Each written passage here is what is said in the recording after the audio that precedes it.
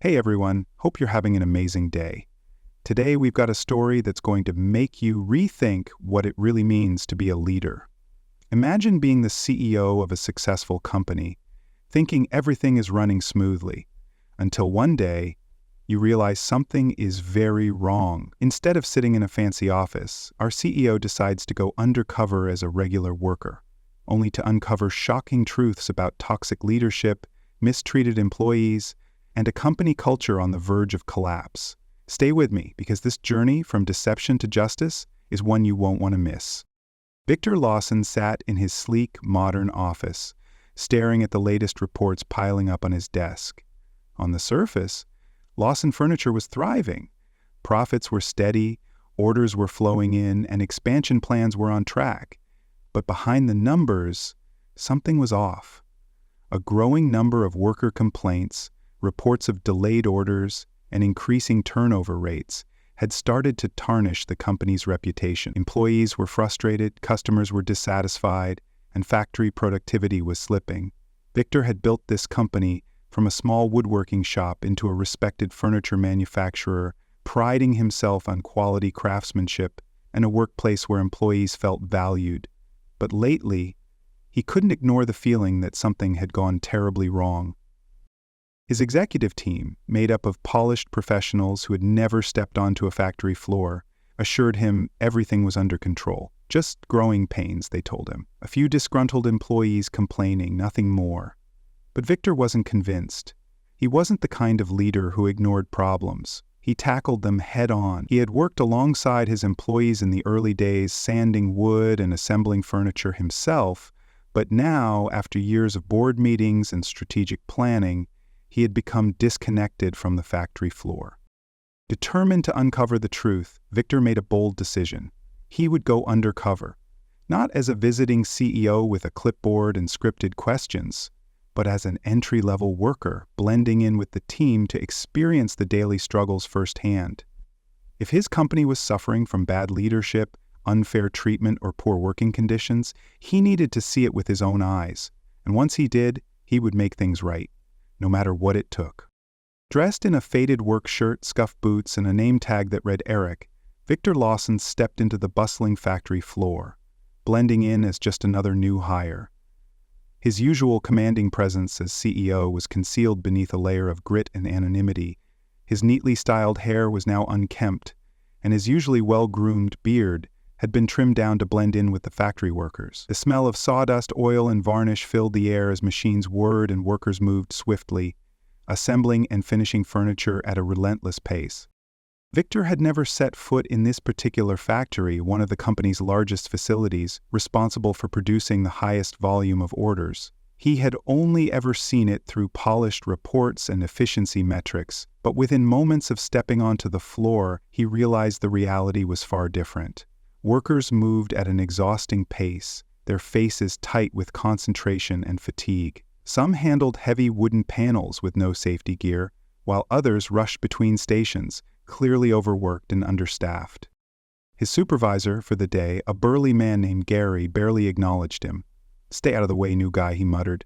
"We don't have time to babysit." That was Victor's first red flag. No introduction, no training, just immediate pressure to keep up. He quietly followed the lead of a young worker named Danny, who whispered, "Just do your best, man. Don't let Gary catch you slowing down." Within minutes, Victor felt the weight of the factory's unspoken rules. Efficiency over safety, speed over well-being, and fear over teamwork. This was not the company he had built. As Victor settled into his first shift, the harsh reality of life on the factory floor became apparent almost immediately. The pace was relentless, with workers scrambling to keep up with the unending flow of materials moving down the production line. There was no room for mistakes. Every second lost meant falling behind on quotas, and that pressure weighed heavily on everyone. The air was thick with sawdust and sweat, the constant hum of machinery drowning out conversation. Despite the factory's reputation for high-quality craftsmanship, the conditions the workers endured were far from what Victor had envisioned for his company. It didn't take long before he witnessed the first real problem. A worker named Luis, who had been carefully sanding a wooden tabletop, accidentally nicked the edge, leaving a small imperfection. It was a minor mistake, easily fixable, but before he could correct it, Gary stormed over, his face twisted with anger. "Are you blind, Luis?" he bellowed. "Do you even know what you're doing? That's product down the drain. You want to pay for that out of your check?" Luis, a man in his 50s with years of experience, mumbled an apology and moved quickly to correct his work, but Victor could see the tension in his shoulders. Gary didn't offer guidance, only humiliation, and none of the other workers intervened. They simply kept their heads down, too afraid to draw attention to themselves. Victor continued observing and saw more troubling patterns. Workers lifted heavy materials with no proper equipment, their bodies straining under the weight. Danny, the young worker who had helped Victor earlier, was clearly exhausted, yet he pushed through, fear flickering in his eyes every time Gary passed by. A woman named Rachel worked at a finishing station, but Victor noticed her struggling with a defective spray gun. When she hesitated to ask for help, Victor leaned in and whispered, "You okay?" She gave a tight smile and shook her head. "It's been broken for weeks. Gary says we don't have the budget to replace it." As the day wore on, Victor saw it again and again. Overworked employees, faulty equipment, a toxic atmosphere where fear kept people silent. The workers weren't the problem. It was the leadership, the neglect, and the cutthroat, efficiency-first culture that had taken root. Victor's stomach churned. This was his company, and it had become something he no longer recognized. As the day stretched on, Victor witnessed firsthand the damage caused by Lucas Grant's toxic leadership. It wasn't just about being a strict manager. Lucas ruled through fear and intimidation, ensuring that no one ever felt secure in their position. Every interaction between him and the employees reeked of condescension and control. He didn't instruct, he demanded. He didn't correct, he berated. Victor saw Lucas march up to a young worker, Danny, who was struggling to lift a stack of wooden planks onto a conveyor. The planks were clearly too heavy for one person, but instead of offering help or assigning another worker to assist, Lucas sneered. "What's wrong with you? Need me to call your mommy?" he jeered, loud enough for the entire floor to hear. A couple of workers exchanged uneasy glances, but said nothing, too afraid to risk drawing attention to themselves. Lucas wasn't just harsh, he enjoyed humiliating his employees. When Rachel's spray gun malfunctioned again, causing a splatter of varnish to coat her gloves and the side of the workstation, Lucas wasted no time making a spectacle of her mistake. "Unbelievable," he scoffed, shaking his head in exaggerated disappointment. "You had one job, Rachel. Maybe next time I should just hire a toddler. At least they'd pay attention." Rachel's face burned red, her lips pressed into a thin line as she cleaned up the mess in silence. Victor noticed that Lucas only targeted certain employees, those who were too afraid to fight back, the younger workers, the quieter ones, the people who simply wanted to keep their jobs and avoid trouble. Meanwhile, Lucas played favorites with a few select employees, those who laughed at his insults and nodded along with his belittling remarks. It was clear how power flowed in this factory. If you wanted to survive, you had to stay on Lucas's good side. As the shift progressed, Victor saw Lucas make even more reckless decisions. Safety procedures were ignored in favor of speed. When one of the sanding belts started fraying, instead of shutting the machine down for maintenance, Lucas ordered the worker to keep using it until the real damage happened. He cut lunch breaks short for workers who were falling behind, and even threatened to dock paychecks for mistakes that could have been easily corrected with proper training. Victor felt his blood boil. This wasn't leadership, it was abuse disguised as discipline. He had expected some inefficiencies, maybe a lack of motivation, but what he was seeing was far worse. This wasn't just about profits or quotas. Lucas had created a culture of fear, exhaustion, and resentment.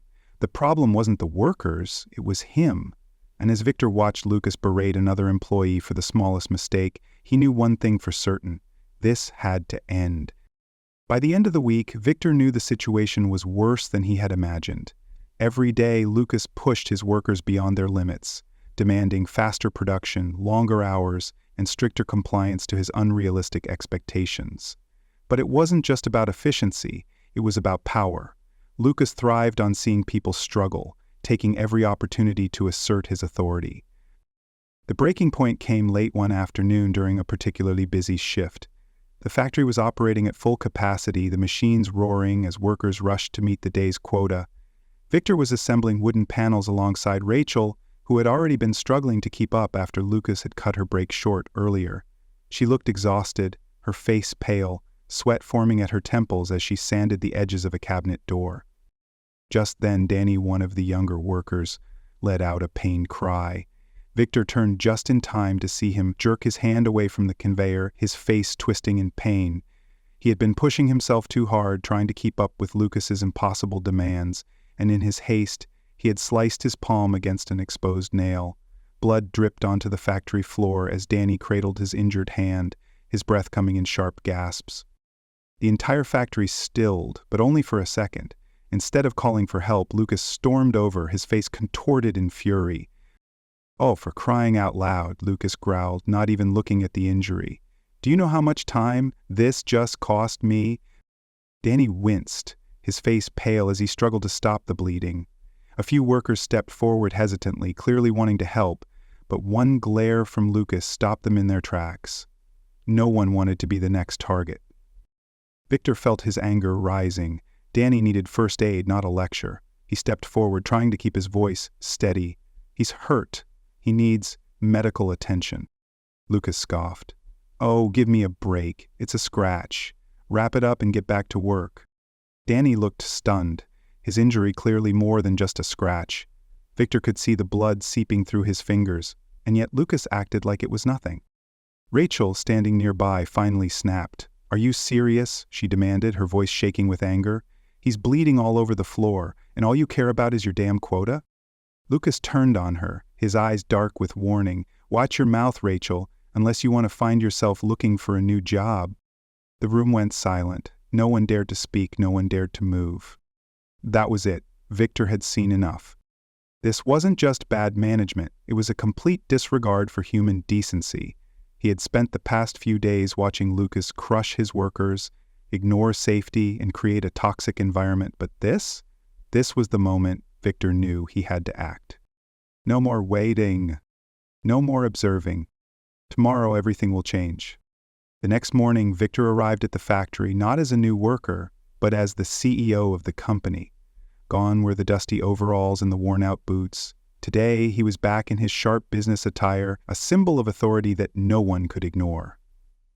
As he stepped through the factory doors, the usual hum of machinery continued, but the air felt different.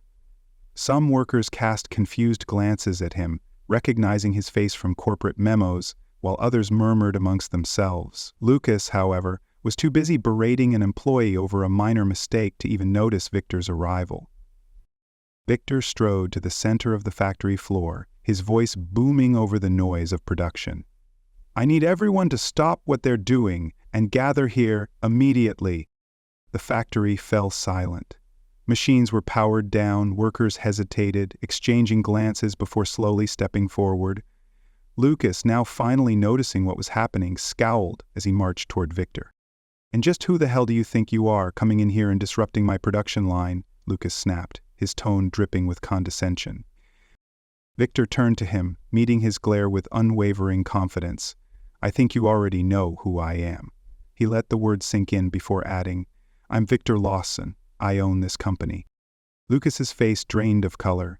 A few employees let out hushed gasps, while others stood frozen in shock. For the first time since stepping into this factory, Lucas was the one caught off guard. He scrambled to regain his composure, forcing out a weak chuckle.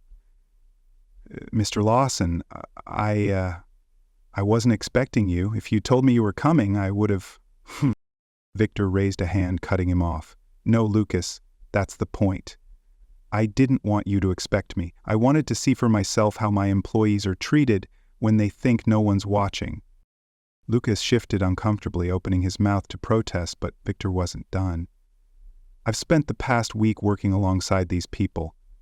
I've seen how they push themselves to the limit, how they're forced to endure your insults, your impossible demands, and your outright negligence. I watched as you humiliated Karen, as you ignored safety procedures, and as you belittled Danny, who, by the way, should have been sent to get proper medical treatment after his injury, not ordered back to work."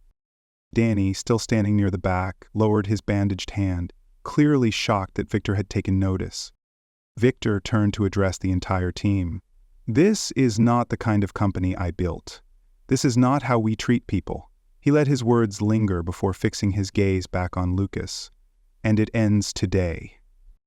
Lucas's bravado crumbled. He stammered, trying to backpedal. "Mr. Lawson, I was just trying to keep up with quotas." "No," Victor cut in sharply. "You were trying to keep up your power, and you abused it." He turned to the workers, his voice resolute. "As of this moment, Lucas Grant is no longer an employee of this company." A wave of stunned silence washed over the room before, one by one, the workers started clapping. It started hesitantly, uncertain, then grew into thunderous applause. Lucas, red-faced and furious, stormed off without another word. But for the first time in years, the factory floor no longer felt suffocating. It felt free. With Lucas Grant gone, Victor Lawson knew that firing one bad manager wasn't enough to fix the deeper problems in the factory. Toxic leadership didn't grow in isolation. It was allowed to thrive because of a broken system. Now, it was time to rebuild. The first step was meeting with the workers, really listening to them. That same afternoon, Victor gathered everyone in the break room, pulling up a chair instead of standing at the front like an authority figure. "Tell me everything," he said, simply. At first there was hesitation. Employees exchanged wary glances, unsure if they could truly speak freely. But then Karen stepped forward, her voice steady despite her exhaustion. "We're overworked, understaffed, and constantly afraid of being fired over the smallest mistakes." Danny followed, explaining how injuries were brushed aside to meet quotas. Others chimed in, revealing years of mistreatment, ignored complaints, and a complete lack of support from upper management. Victor wrote everything down, acknowledging each concern without interrupting. By the end of the meeting, one thing was clear. This wasn't just about bad leadership. It was about a culture that needed urgent change. Over the next few weeks, real reforms took shape. Safety protocols were enforced, ensuring that no worker would be expected to operate dangerous machinery without proper training. Overtime policies were revised, preventing employees from being pressured into exhausting shifts without fair compensation. A new anonymous feedback system was implemented, allowing workers to report issues directly to corporate without fear of retaliation. But the most important change? Promoting the right people. Victor saw potential in his workers, the same people who had kept this factory running despite the hardships. He called Karen into his office and offered her a supervisor role, ensuring that leadership was placed in the hands of someone who understood what it meant to work on the floor. He did the same for Danny, recognizing his resilience and his ability to support his teammates. The atmosphere in the factory slowly transformed. Employees who once worked in silence now collaborated. The fear of speaking up was replaced with a newfound sense of security. It wasn't perfect. Change took time, but for the first time in years, workers walked into the factory without a pit in their stomachs. As Victor observed the team from the sidelines, he felt something shift. This wasn't just about fixing a broken system. It was about restoring the company's soul. With the factory on the road to recovery, Victor Lawson turned his focus to the bigger picture, overhauling the entire company culture. Fixing one location wasn't enough. If toxic leadership had flourished under Lucas Grant, it was likely happening elsewhere. Victor needed to ensure that every factory, every team, and every manager aligned with the core values the company was originally built on: respect, fairness, and accountability. He started by conducting a company-wide audit. Surprise inspections and anonymous employee feedback reports quickly revealed that similar issues existed in other facilities: managers cutting corners, workers afraid to speak up, and safety standards ignored for the sake of meeting quotas. Instead of relying on second-hand reports, Victor visited each location himself, speaking directly to the workers. The results were clear. Change needed to come from the top down. New mandatory leadership training was introduced for all managers, focusing on effective communication, conflict resolution, and ethical leadership. A zero-tolerance policy against abuse and intimidation was enforced. Any manager found mistreating employees would face immediate termination. Wages were adjusted, ensuring that workers were paid fairly for their labor, and benefits were expanded to include better health care and paid time off.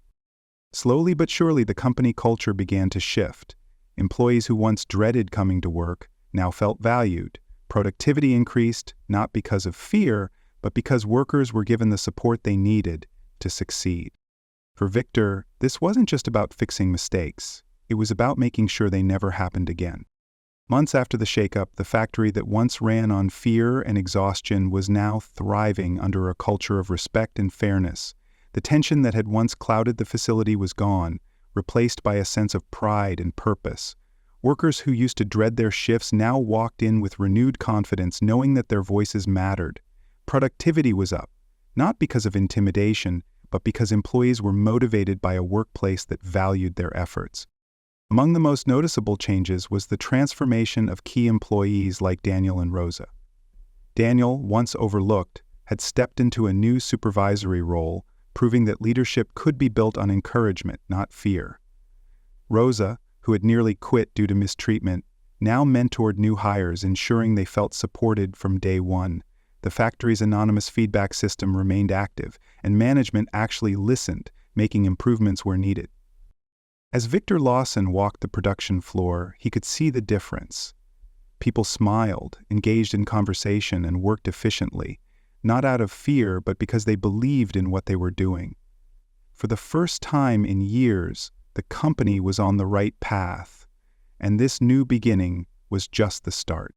The story of Victor Lawson's undercover experience reveals a crucial lesson. True leadership is about accountability, respect, and fostering a positive workplace culture.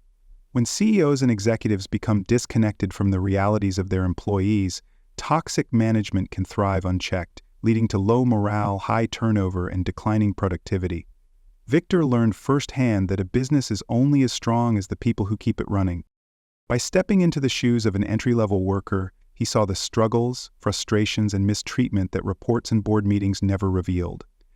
The experience forced him to confront how poor leadership at the ground level had undermined the company's values. His actions to remove toxic management and implement fair policies, transparent feedback systems, and leadership accountability demonstrated that change starts from the top. The biggest takeaway: a thriving workplace isn't built on fear. It's built on trust, empowerment, and genuine care for employees. When workers feel respected and valued, they give their best, which benefits both the company and its customers. Victor's story proves that real success isn't just measured in profits, but in the well-being of the people who make it possible.